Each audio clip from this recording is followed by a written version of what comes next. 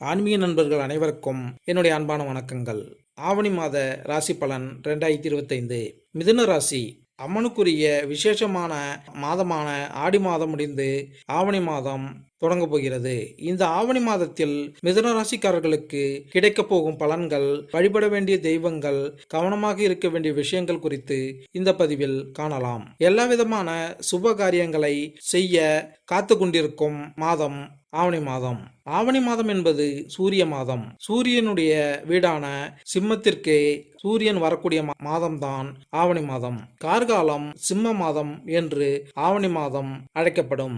ஏற்கனவே சிம்மத்தில் கேது இருக்கிறார். 7ஆம் இடத்தில் ராகு, 8இல் சனி, 11இல் குரு அமைந்திருக்கிறார். இந்த ஆவணி மாதத்தில் மிதுன ராசிக்காரர்களுக்கு கிடைக்கும் பலன்கள் குறித்து இந்த பதிவில் காணலாம். மிதுன ராசிக்காரர்களுக்கு ஆவணி மாதம் மிகுந்த வெற்றிகரமாக இருக்கும். நீங்கள் இறங்கும் அனைத்து காரியங்களிலும் வெற்றி பெறுவீர்கள். தொட்டது துலங்கும். உத்தியோகம், தொழிலில் அற்புதமான பலன்கள் வந்து சேரும். உத்தியோகத்தில் உங்கள் உயரதிகாரிகளுடன் இருந்து வந்த மனக்கசப்புகள் நீங்கும். தொழிலில் இருந்த தடைகள் நீங்கும். மனதிற்கு பிடித்தபடியான இடமாற்றம் நிகழும். வரி தொடர்பாக நிலவி வந்த சிக்கல்களில் தீர்வு கிடைக்கும். உத்தியோகத்தில் பதவி உயர்வு, சம்பள உயர்வு போன்ற நற்பலன்கள் கிடைக்கும். உயரதிகாரிகளுடன் நம்பிக்கையை பெறுவீர்கள். புதிய பொறுப்புகள் தேடி வரும். உத்தியோகம், தொழில் ஆகியவற்றில் மாற்றங்களை எதிர்பார்ப்பவர்களுக்கு நல்ல செய்தி கிடைக்கும்.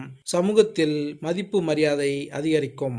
குடும்பத்தில் இருந்து வந்த பிரச்சனைகள் விலகி மகிழ்ச்சி அதிகரிக்கும். பெற்றோர் மூலம் ஆதாயம் அடைவீர்கள்.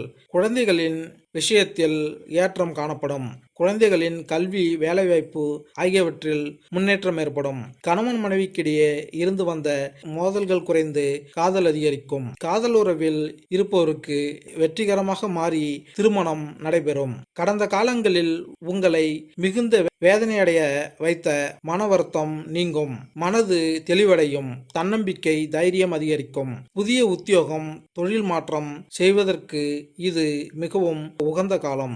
பயணங்கள் அதிகரிக்கும். பயணங்களால் ஆதாயம் உண்டு. வீடு, நிலம், வண்டி, வாகனம், ஆபரணங்கள் உள்ளிட்ட அசையா சொத்துக்கள் ஏற்படும். கல்வியில் முன்னேற்றம் ஏற்படும். பணவரவு அதிகரிக்கும். பொருளாதாரத்தில் உயர்வு காணப்படும்.